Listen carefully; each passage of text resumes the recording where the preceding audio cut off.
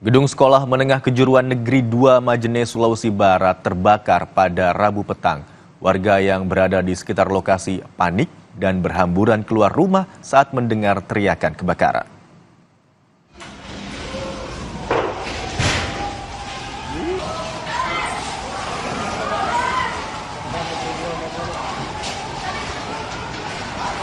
Video amatir warga menunjukkan asap berkobar dari lokasi kebakaran di Sekolah Menengah Kejuruan Negeri 2 Majene. Kencangnya angin membuat api dengan cepat menyebar ke ruangan lain.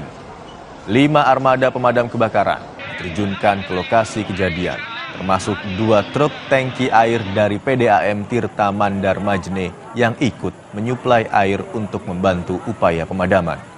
Pemadaman membutuhkan waktu hingga lebih dari 3 jam. Api diduga pertama kali muncul dari bagian kantin sekolah.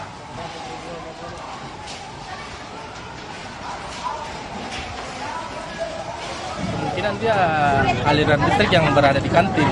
Karena kan yang pertama kena itu kantin yang di belakang musola. Nah, dia merembet masuk di ruangan meeting, lalu ke lab. Ada kantin, lab audio, ruangan meeting. Kemungkinan juga akan dapat lab perakitan, ruang tata usaha, ruang kepala sekolah, ruang guru, dan ruangan yang paling ada itu ruangan server. Sedikitnya 40 kios di pasar tradisional di Ngawi, Jawa Timur ludes terbakar. Kebakaran diduga akibat korsleting pada salah satu kios pedagang.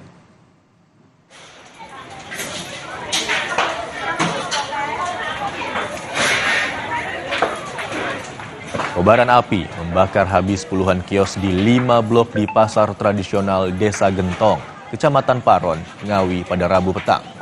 Besarnya kobaran api dengan cepat menghanguskan sedikitnya 40 kios di pasar tradisional ini.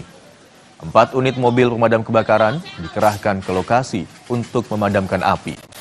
Petugas terus berupaya agar api tidak merambat ke kios lainnya.